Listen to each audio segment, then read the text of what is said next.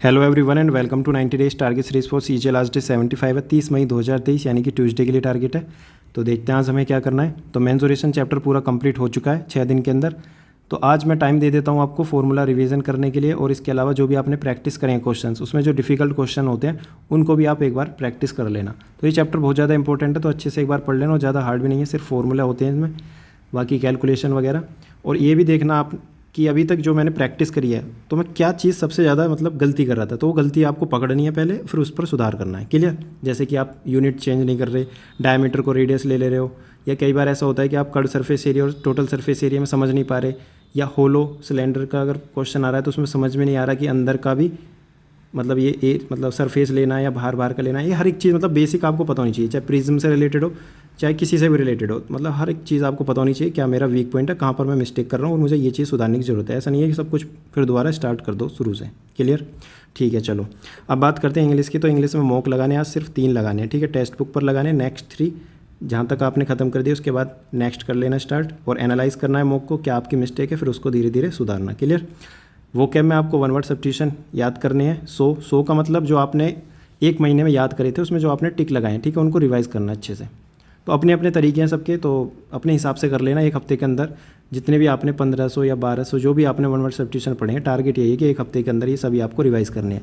अब ये 1500 के 1500 तो रिवाइज़ नहीं हो पाएंगे, ठीक है, जिसकी कैपेसिटी अच्छी है वो कर भी सकता है, पर ये 1500 के अलावा इसमें आधे ऐसे होंगे जो आपको बहुत अच्छे से याद होंगे। तो सिर्फ 700 ही ऐसे मैं मान के चलता हूँ, 700 से भी कम बचेंगे वैसे, तो वो आपको रिवाइज़ करने हैं यहाँ पर एक हफ्ते के अंदर। क्लियर?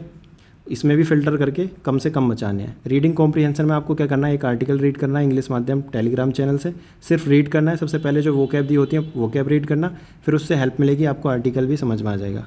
क्लियर? चलो अब बात करते हैं जीए की, मतलब जनरल अवेयरनेस। तो इसमें आप सबसे पहले करंट अफेयर करना। करंट अफेयर अभी तक हमने 3 दिन तक कंप्लीट कर दिए, यानी कि 2 दिन इंडोलॉगस की पीडीएफ, तीसरे दिन उसका रिवीजन। तो आज चौथा दिन है, तो 300 एमसीक्यू में से आज 150 एमसीक्यू प्रैक्टिस कर लेना। देखना कि जितना भी मैंने पढ़ा क्या मैं उसका यूज़ कर पा रहा हूँ या नहीं। स्टडी आईक्यू की पीडीएफ से आपको ये प्रैक्टिस करनी है, ये टेलीग्राम पर आपको पीडीएफ मिल जाएगी। इसके अलावा स्टैटिक के 2 टॉपिक आपको रिवाइज़ करने हैं।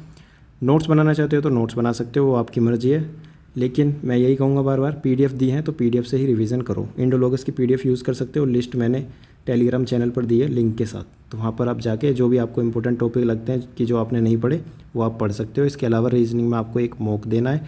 मॉक कहाँ पर देना है? टेक्स्ट बुक पर, ठीक है। उसका भी एनालाइज करना है, ठीक है। उसको एनालाइज करना अच्छे से, देखना कि कौन सा टॉपिक मेरा बार बार अभी भी गलत हो रहा है। कुछ टॉपिक तो ऐसे हैं जैसे कि कोडिंग डिकोडिंग, खैर आ जाएगा समझ में, कंट्रोल में आ जाएगा, पर इसके अलावा जो नंबर सीरीज़ होती हैं, ठीक है, मैट्रिक्स वगैरह क्वेश्चन वो मतलब हो जाते हैं कई बार गलत, तो इनकी प्रैक्टिस करते रहो। अच्छे हार्ड क्वेश्चन, सिग्मा एक यूट्यूब चैनल है, यहाँ से भी प्रैक्टिस कर सकते हो, ठीक है। खैर सभी चीज़ें आपको पता तो होंगी। इसके अलावा ये 8 घंटे प्लस का टारगेट है हमारा, तो इसको अचीव करो और कंसिस्टेंट रहो 90 दिनों तक। बहुत ही जल्द